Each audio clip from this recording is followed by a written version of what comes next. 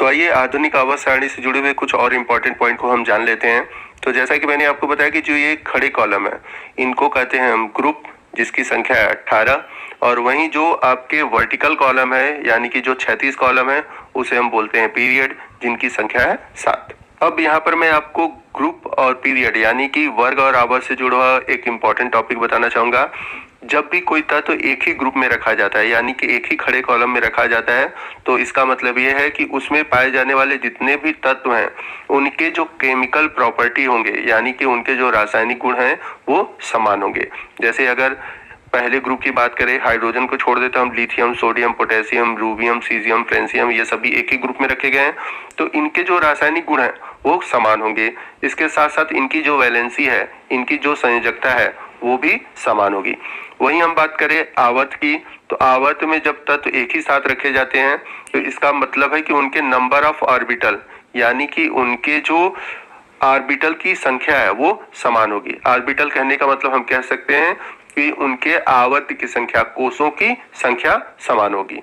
तो याद रखिएगा कि एक ही आवर्त में अगर तत्वों को रखा गया है तो उसका मतलब कि उनके कोषों की संख्या समान होगी। जैसे यदि हम बात करें चौथे आवर्त की, तो चौथे आवर्त का मतलब क्या हुआ कि उसमें कोषों की संख्या कितनी होगी, 4।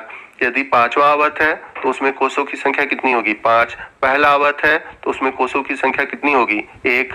तो किसी भी आवर्त का मतलब ये हुआ कि उसमें कोष की संख्या। अब यहाँ पर हम बात करते हैं इलेक्ट्रॉनिक विन्यास की। तो दोस्तों जब हम किसी भी तत्व का इलेक्ट्रॉनिक विन्यास करते हैं तो हम देखते हैं हमें 4 प्रकार के उपकोष मिलते हैं, S, P, D और F। आप लोगों ने इलेक्ट्रॉनिक कॉन्फ़िगरेशन यानी कि इलेक्ट्रॉनिक विन्यास में देखा होगा कि जब भी हम तत्वों का इलेक्ट्रॉनिक विन्यास कर रहे थे तो इन्हीं S, P, D, F में इलेक्ट्रॉनों को भर रहे थे। तो जब हम तत्वों का इलेक्ट्रॉनिक विन्यास कर रहे थे तो यहाँ पर आपको एक इम्पॉर्टेंट चीज याद रखना है कि जो आखिरी इलेक्ट्रॉन होते हैं, इलेक्ट्रॉनिक विन्यास करने पे जो आखिरी इलेक्ट्रॉन होता है जिस उपकोष में जाता है वो उसी उपकोष का तत्व कहलाता है। यदि आखिरी इलेक्ट्रॉन S में भर रहा है तो कहलाएगा S ब्लॉक का तत्व, P में जा रहा है तो P ब्लॉक का तत्व, D में जा रहा है तो D ब्लॉक का तत्व, F में जा रहा है तो F ब्लॉक का तत्व। तो इस आधार पर पूरे आवर्त सारणी को 4 ब्लॉक में बांटा गया, S, P, D और F। तो आवर्त सारणी के पहले जो 2 वर्ग हैं उन्हें हम बोलते हैं S ब्लॉक के तत्व। उसके बाद तीसरे वर्ग से लेकर 12वें वर्ग तक यानी कि 10 खड़े कॉलम में रखा गया है D ब्लॉक को। उसके बाद आपके 13वें से लेकर 18वें तक यानी कि कुल 6 खड़े कॉलम में रखा गया है P ब्लॉक को। और बाकी नीचे की ओर F ब्लॉक के तत्व हैं जिन्हें 14 खड़े कॉलम में रखा गया है। तो आप देख सकते हैं कि पूरे आवर्त सारणी को उपकोष की संख्या के आधार पर यानी कि उपकोष के आधार पर S, P, D और F ब्लॉक में बांटा गया है। तो यदि आप 7वें आवर्त में देखेंगे तो 55, 56, 57 के बाद आपको मिलेगा 72 यानी कि 72। तो बाकी 14 तत्व कहाँ हैं? तो बाकी जो 14 तत्व हैं यानी कि 58 से लेकर 71 तत्व जो हैं वो नीचे रखे गए हैं जिन्हें हम बोलते हैं लैंथेनाइड। वहीं नीचे की ओर यानी कि 7वें आवर्त में देखेंगे आप 87, 88, 89। तो 89 के बाद आपका 104 है यानी कि आपका 90 से लेकर 103 तक के तत्वों को नीचे रखा गया जिसे हम बोलते हैं एक्टेनाइड। तो इस पॉइंट को आप याद रखिएगा कि आवर्त 6ठे और 7वें के जो 14 तत्व हैं उन्हें नीचे रखा गया है यानी कि आवर्त सारणी में नीचे की ओर स्थान दिया गया है जिन्हें हम लैंथेनाइड और एक्टेनाइड कहते हैं और ये F ब्लॉक के तत्व हैं। तो याद रखिएगा कि जब भी हम इलेक्ट्रॉनिक विन्यास करेंगे और आखिरी इलेक्ट्रॉन जिस उपकोष में जाता है वही ब्लॉक कहलाता है यानी कि आखिरी इलेक्ट्रॉन S में गया तो वो S ब्लॉक के तत्व कहलाएंगे। जैसे आप एग्जाम्पल के रूप में सोडियम का करके देख सकते हैं। तो जब आप सोडियम का इलेक्ट्रॉनिक विन्यास करेंगे तो लास्ट इलेक्ट्रॉन जो है 3s1 में जाएगा यानी कि आखिरी इलेक्ट्रॉन किस में गया, S में, इसलिए ये किस ब्लॉक का तत्व है, S ब्लॉक का तत्व है। तो अभी मैंने पीछे आपको बताया था कि जो फर्स्ट ग्रुप है यानी कि पहला वर्ग है उसे हम बोलते हैं एल्कलाइन मेटल यानी कि क्षारीय धातु। वहीं जो दूसरा ग्रुप है जिसे हम बोलते हैं एल्कलाइन अर्थ मेटल यानी कि क्षारीय मृदा धातु। तो यहाँ पर आपको क्लियर हो गया होगा कि एल्कलाइन मेटल और एल्कलाइन अर्थ मेटल यानी कि क्षारीय धातु और क्षारीय मृदा धातु ये S ब्लॉक के तत्व हैं। अब आते हैं ग्रुप 18 पर जिन्हें हम बोलते हैं इनर्ट गैस या फिर जीरो ग्रुप भी बोलते हैं जैसा कि मैंने पीछे आपको बताया था, और इन्हें नोबेल गैस भी बोला जाता है। तो 18वें ग्रुप के तत्व को इनर्ट गैस, नोबेल गैस या फिर जीरो ग्रुप कहा जाता है। अब बारी आती है 17 ग्रुप की। तो 17 ग्रुप को हम हैलोजन ग्रुप कहते हैं, जिसमें कि फ्लोरीन, क्लोरीन, ब्रोमीन, आयोडीन ये आते हैं। वहीं बात करें हम 16वें ग्रुप की, तो इसको हम बोलते हैं चैल्कोजेन, जिसे ऑक्सीजन परिवार भी कहा जाता है। वहीं बात करें हम ग्रुप 15 की, तो 15 ग्रुप को हम बोलते हैं निक्टोजन या फिर नाइट्रोजन परिवार के तत्व भी कहे जाते हैं। वही बात करें हम ग्रुप 11 की, तो इसे हम बोलते हैं क्वाइंजेंस यानी कि मुद्रा धातु, जैसा कि मैंने पीछे आपको बताया। अब बात आती है कि 17 ग्रुप को हैलोजन क्यों बोलते हैं, क्योंकि इनका यूज होता है साल्ट बनाने में, जैसे NaCl, KCl। अब 16 ग्रुप को चैल्कोजेन क्यों बोलते हैं, क्योंकि जितने भी ओर होते हैं या मिनरल्स होते हैं, यानी कि जितने भी अयस्क होते हैं और खनिज होते हैं, उनमें ये पाए जाते हैं, जैसे कि ऑक्साइड रूप में, सल्फाइड रूप में आपने पढ़ा होगा जब क्लास 10th में आपने धातुओं का निष्कर्षण पढ़ा होगा। वहीं 15वें ग्रुप को निक्टोजन इसलिए बोला जाता है क्योंकि ये सफोकेटिंग करती हैं, यानी कि ये टॉक्सिक होती हैं, यानी कि दम घुटने वाली होती हैं, जैसे कि आर्सेनिक हो गया, फास्फोरस हो गया। तो ये सभी क्या होती हैं, सफोकेटिंग नेचर की होती हैं। और क्वाइनोजन में वे एलिमेंट्स आते हैं जिनका क्वाइन बनता है, जैसे कि सिल्वर, गोल्ड, कॉपर इत्यादि। अब यहाँ पर मैं आपको एक इम्पॉर्टेंट चीज बताना चाहता हूँ।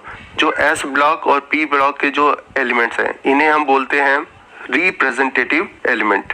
तो S और P ब्लॉक के तत्वों को रिप्रेजेंटेटिव एलिमेंट्स बोला जाता है, एक्सेप्ट जीरो ग्रुप, यानी कि 18वें ग्रुप को छोड़कर, क्योंकि 18वां ग्रुप भी आपका किस में आता है, P ब्लॉक में आता है। बट इसको हम छोड़ दें तो बाकी S और P ब्लॉक के जितने भी एलिमेंट्स हैं वो आपके रिप्रेजेंटेटिव एलिमेंट्स कहलाते हैं। वही बात करें हम D ब्लॉक के तत्वों की, तो D ब्लॉक के तत्वों को हम बोलते हैं ट्रांसिएशन एलिमेंट, यानी कि संक्रमण तत्व। बहुत ही इंपॉर्टेंट है, आपसे एग्जाम में संक्रमण तत्व पूछा जाता है, तो याद रखिएगा कि D ब्लॉक के तत्वों को हम बोलते हैं संक्रमण तत्व। वहीं हम बात करें F ब्लॉक के तत्वों की, तो F ब्लॉक के तत्वों को बोलते हैं हम इनर ट्रांसिएशन एलिमेंट, यानी कि अंतः संक्रमण तत्व। तो इन्हें अंतः संक्रमण तत्व इसलिए बोला जाता है क्योंकि ये संक्रमण तत्व के अंदर पाए जाते हैं। आप देख रहे होंगे कि D के बीच में पाए जा रहे हैं, इसलिए इन्हें हम बोलते हैं अंतः संक्रमण तत्व। अब इसमें आपको अलग से दो रो भी दिख रहे हैं, इनके बारे में भी जान लेते हैं। तो जो ऊपर की ओर रो है, इसे हम बोलते हैं लैंथेनाइट। याद रखिएगा, ऊपर वाला जो है उसे हम बोलेंगे लैंथेनाइट, और नीचे की तरफ जो है उसे हम बोलेंगे एक्टेनाइट। तो जो लैंथेनाइट है वो स्टार्ट होते हैं 58 से लेकर 71 के बीच, और जो एक्टेनाइट होते हैं वो स्टार्ट होते हैं 90 से लेकर 103 के बीच। तो याद रखिएगा कि F ब्लॉक के तत्वों के दो सीरीज हैं, लैंथेनाइट और एक्टेनाइट। तो आइए देखते हैं कि पीरियोडिक टेबल में जो एलिमेंट्स हैं उन्हें कितने कैटेगरी में बांटा गया। तो पीरियोडिक टेबल में जितने भी एलिमेंट्स हैं उन्हें metal, non metal, semi metal और नोबेल मेटल, इन 4 कैटेगरी में बांटा गया। तो ये जो चौथा कैटेगरी है मैंने अलग से बनाया हुआ है। तो नोबेल मेटल क्या होते हैं आगे हम लोग जानेंगे। तो सबसे पहले हम बात करते हैं मेटल की। तो दोस्तों हमारे पीरियोडिक टेबल में जो 75% एलिमेंट हैं, यानी कि जो 75% तत्व हैं वो मेटल है, यानी कि धातु हैं। तो याद रखिएगा पीरियोडिक टेबल में 75% जो तत्व हैं वो धातु हैं। कौन कौन से हैं धातु? जितने भी S ब्लॉक के तत्व हैं सारे आपके धातु हैं, D ब्लॉक के तत्व और F ब्लॉक के तत्व। याद रखिएगा S ब्लॉक, D ब्लॉक और F ब्लॉक, इस ब्लॉक के तत्व सभी क्या है, मेटल हैं। और कुछ जो है P ब्लॉक के एलिमेंट भी धातु रूप में पाए जाते हैं, यानी कि सम P ब्लॉक एलिमेंट। आइए देखते हैं अब सेमी मेटल कौन से हैं, यानी कि अर्ध धातु कौन से हैं। तो यहाँ पे आप देख सकते हैं boron, silicon, germanium, arsenic, antimony, tellurium, polonium और एस्टेटाइन। ये सभी जो आप देख रहे हैं जिगजैग मैनर में, यानी कि टेढ़े मेढ़े रेखा में जो दिखाई दे रहे हैं, ये है सभी सेमी मेटल, यानी कि अर्ध धातु। इन्हें हम उपधातु भी कहते हैं। कौन कौन से? Boron, silicon, germanium, arsenic, antimony, tellurium, polonium और एस्टेटाइन। तो ये जो 8 मेटल हैं ये हैं सेमी मेटल।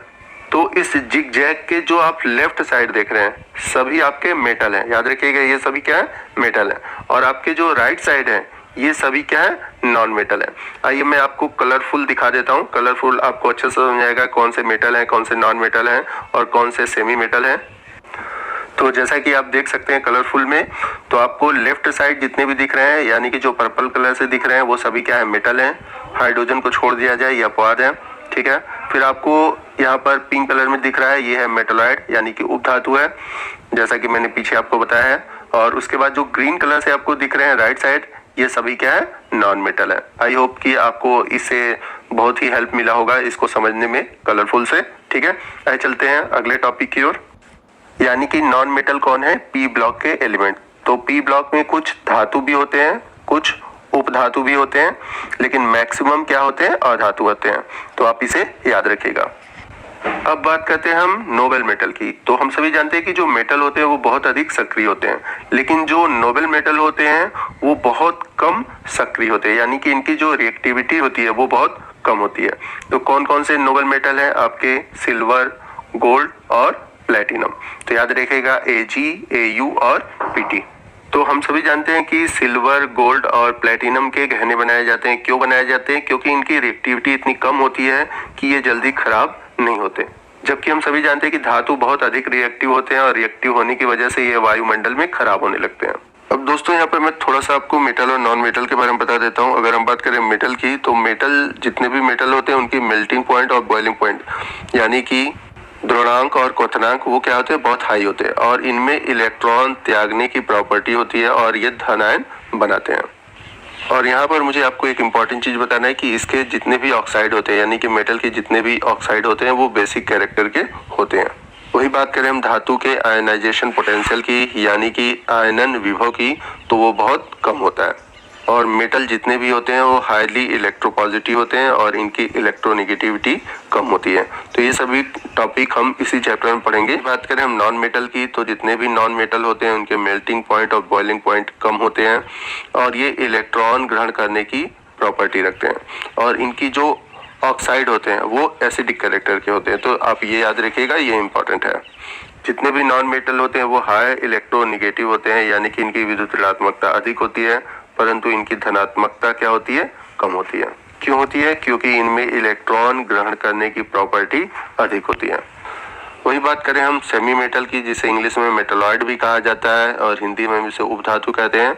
तो ये जो है धातु और अधातु दोनों के कैरेक्टर रखते हैं, इसलिए इन्हें हम बोलते हैं सेमी मेटल। अब बात करते हैं हम नोबेल मेटल की। तो हम सभी जानते हैं कि जो मेटल होते हैं वो बहुत अधिक सक्रिय होते हैं, लेकिन जो नोबेल मेटल होते हैं वो बहुत कम सक्रिय होते हैं, यानी कि इनकी जो रिएक्टिविटी होती है वो बहुत कम होती है। तो कौन कौन से नोबेल मेटल हैं आपके, सिल्वर, गोल्ड और प्लेटिनम। तो याद रखिएगा Ag, Au और Pt। तो हम सभी जानते हैं कि सिल्वर, गोल्ड और प्लेटिनम के गहने बनाए जाते हैं। क्यों बनाए जाते हैं, क्योंकि इनकी रिएक्टिविटी इतनी कम होती है कि ये जल्दी खराब नहीं होते। जबकि हम सभी जानते हैं कि धातु बहुत अधिक रिएक्टिव होते हैं और रिएक्टिव होने की वजह से ये वायुमंडल में खराब होने लगते हैं। तो आइए एलिमेंट्स यानी तत्वों से जुड़े हुए कुछ और इम्पोर्टेंट चीजें जानते हैं जो कि आपके एग्जाम के पॉइंट ऑफ व्यू से मोस्ट इम्पोर्टेंट है। तो जितने भी एलिमेंट आज तक खोजे गए हैं उनमें से कुछ जो है सिंथेटिक है, यानी कि मैनमेड है, और मैक्सिमम एलिमेंट जो है नेचुरल है। यानी कि 118 तत्वों में से जो 90 तत्व हैं वो है आपके नेचुरल, यानी कि प्रकृति द्वारा प्राप्त होते हैं। जबकि जो आपके 28 एलिमेंट है वो सिंथेटिक है, यानी कि मानव द्वारा निर्मित है। तो एटॉमिक नंबर आप 43 टेक्नीटियम और आपका एटॉमिक नंबर 61 प्रोमेथियम। तो इन दोनों को छोड़ दिया जाए तो बाकी सभी 90 तत्व क्या है, नेचुरल है। और आपके दो तत्व जैसा कि मैंने बताया था कि परमाणु क्रमांक 43 टेक्नीटियम और आपका पीएम यानी कि प्रोमेथियम, ये दोनों आपके सिंथेटिक हैं। और 92 के बाद जितने भी आपके एलिमेंट हैं वो सभी क्या है, सिंथेटिक है, यानी कि मानव द्वारा निर्मित है। तो इस तरह से आपको याद रखना है। इसमें एक और इम्पोर्टेंट चीज है, नीचे की आप देख रहे हैं जैसे कि मैंने बताया था कि एफ ब्लॉक के तत्व पाए जाते हैं। तो एफ ब्लॉक में जो आपके एक्टेनाइड है नीचे वाला, तो एक्टेनॉइड श्रेणी के जितने भी एलिमेंट है वो सभी रेडियो एक्टिव है। तो रेडियो एक्टिव का मतलब क्या होता है, तो रेडियो एक्टिव पदार्थ वे पदार्थ होते हैं जिनसे कि alpha beta gamma rays emitted होती हैं, यानी कि इनसे अल्फा बीटा गामा किरणें निकलती हैं, जिसके कारण जितने भी रेडियो एक्टिव तत्व हैं उनमें स्वतः विघटन की क्षमता होती है। मतलब ये समय के साथ धीरे धीरे खत्म होते रहते हैं। तो सारे एक्टेनाइड जो हैं आपके रेडियो एक्टिव हैं। इसके अलावा जो फ्रेंसियम है, रेडियम है, ये भी आपके रेडियो एक्टिव एलिमेंट है। तो इसको भी आप याद रखिएगा, फ्रेंसियम और रेडियम को। तो याद रखिएगा कि जितने भी रेडियो एक्टिव एलिमेंट्स होते हैं वो अनस्टेबल होते हैं, यानी कि अस्थायी होते हैं और लगातार अल्फा बीटा गामा किरणों को उत्सर्जित करते रहते हैं। तो पीरियोडिक टेबल में एलिमेंट से जुड़े हुए कुछ इंपॉर्टेंट चीजें और भी देख लेते हैं जिनसे कि आपके क्वेश्चन बनते हैं।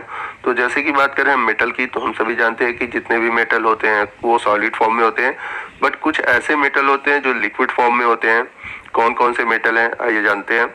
तो जनरली आपने पारा सुना होगा, जो कि सिंपली आपको सुनाई देता है कि पारा क्या है, लिक्विड फॉर्म में है।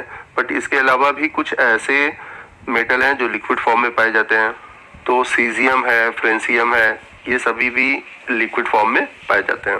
तो ये सभी रूम टेम्परेचर यानी कि 30 डिग्री सेंटीग्रेड पर लिक्विड फॉर्म में होते हैं। एक और मेटल है जो कि लिक्विड फॉर्म में पाया जाता है, वो है गैलियम। तो ये 4 नेम याद रखिएगा, गैलियम, मर्क्यूरी, फ्रेंसियम और सीजियम। अब बात करें हम टंगस्टन की, जिसका एटॉमिक नंबर है 74। इसका जो मेल्टिंग पॉइंट है यानी कि जो गलनांक है वो सबसे अधिक होता है। तो याद रखिएगा जो टंगस्टन है वो सबसे अधिक मेल्टिंग पॉइंट रखने वाला एलिमेंट है और इसका जो मेल्टिंग पॉइंट है वो लगभग होता है 3410 डिग्री सेंटीग्रेड। इसके अलावा अगर हम बात करें ऑस्मियम और इरिडियम की, तो इनकी सबसे ज्यादा डेंसिटी होती है।